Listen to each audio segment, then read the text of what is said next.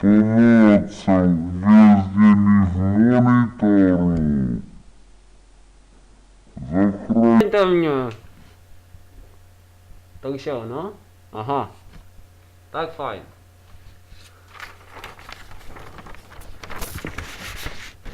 Toto je předmluva. Videím ze seriálu Z dílny blbců. Rádi bychom vás před zhlédnutím upozornili na pár důležitých rizik.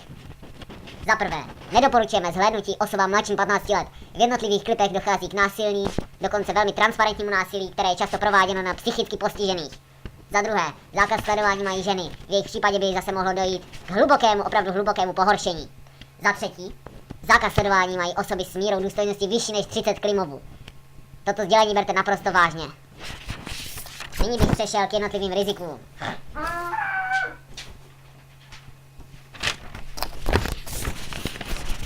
Horory nedoporučujeme pouštět ve večerních hodinách a tmavých místnostech. Žádné z těchto videoklipů nedoporučujeme pouštět na důstojných místech. Není to dobrý nápad. A konečně důrazný zákaz sledování těchto videoklipů v tichých místnostech. Ještě jedna bonusová rada. Kdykoliv uslyšíte slovo Harare, stlumte si zvuk. Bolí to.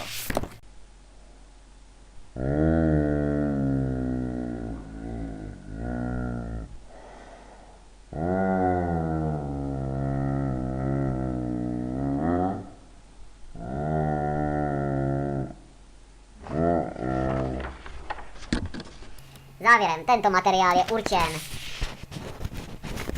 k výhradně soukromému používání. Naopak není určen k jakémukoliv šíření bez zakoupení autorských práv. Eventuální cena produktu je individuální.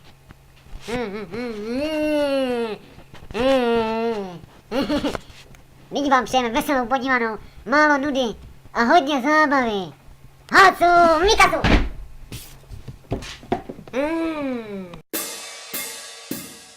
Proč ta sova tolik houkala? Ahu, ahu, ahu. Na mě se tak divně